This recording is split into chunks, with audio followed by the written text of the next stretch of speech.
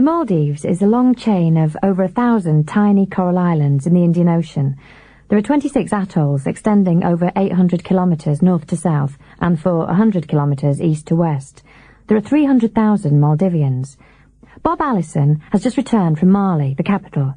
Bob, not all the islands are inhabited, are they? No, Polly. 200 of the islands are inhabited, and even these are very small. About 75 of these are developed as resorts and are off-limits to the general population. Likewise, their islands are generally off-limits to tourists, so special permits or organised tours are the only way of visiting them. Tourism only came to the country in the 1970s. Until then, the people lived from fishing and products of the coconut palm, as little else will grow in the poor soil. Right. The people are all Muslims. A strict dress code applies, and immodest dress is offensive to Maldivians. Maldivian staff are not allowed to serve alcohol. Special staff from Sri Lanka or India have to do that. Right, and what kind of people go there? Well, the resorts in the Maldives attract tourists with promises of the last paradise on earth. And if your idea of paradise is a pristine tropical island with swaying palm trees, pure white beaches and brilliant turquoise lagoons, then the Maldives will not disappoint. It's also a major destination for scuba divers who come for the fabulous coral reefs and the wealth of marine life. But it's not a place for low-budget backpackers or for people who want to travel independently and live as the locals do. Most of the people who visit the Maldives are from Europe, mainly from Germany, Italy and the UK. It's a 12-hour flight from Europe, and 500,000 tourists visit the Maldives each year. And what is unusual about tourism in the Maldives? Well, the unique feature of tourism in the Maldives is that it is carefully managed.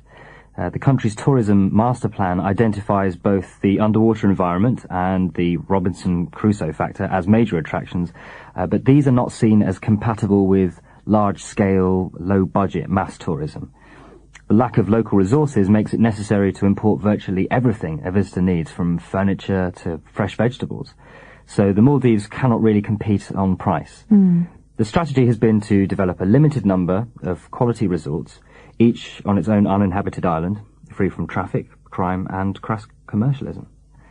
The Maldivian tourism strategy also aims to minimise the adverse effects of tourism on traditional Muslim communities. Right. And tourists can make short guided visits to local fishing villages, but must then return to their resort. Most are satisfied with this glimpse of local life and culture, but to stay longer or to travel to atolls outside the tourist zone requires a good reason, a special permit, and a local person to sponsor the visitor. And most tourists come to understand the restrictions after a short visit to an accessible island. It's difficult to imagine how isolated Maldivian communities would benefit from extended stays by uncontrolled numbers of tourists. And how successful has this strategy been? Well, like it or not, this highly regulated tourist industry has been enormously successful. There are more and better resorts, a steady increase in visitor numbers, and a minimal impact on the natural and social environment. The Maldives is internationally recognised as a model for sustainable, environment-friendly tourist development. But there must be some disadvantages. Yes, there are. Most of the resort staff have to live on the resort islands. Their homes are often on distant islands, difficult to reach from the resort islands, and they can only go back there from time to time for short breaks. It's easier for staff who live in Mali, who can get back to the capital more easily. Still, the work they do is not unpleasant, and may be preferable to emigration. Sure. The country is heavily dependent on tourism. There are also small clothing factories and fishing. Almost everything the tourist needs has to be imported, apart from coconuts and fish. Each resort island has its own diesel generator for electricity.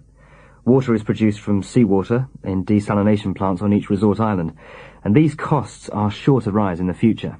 And will tourists be willing to pay more for holidays in the Maldives? That's the question. And there are probably more serious problems. What are they? Well, first of all, El Niño. Coral is vulnerable to changes in sea temperature. When the sea temperature rises above 22 degrees, the coral turns white because it expels the minute organisms that live within its hard limestone core. These organisms cannot tolerate a rise in sea temperature of over 1 to 2 degrees centigrade for more than a few weeks. The beautiful colours of the coral are no longer there, and divers are disappointed. Right. And this is happening all over the Pacific and Indian Oceans, not just in the Maldives. Now, the other problem is global warming. The average height of the islands above sea level is only 1.6 metres.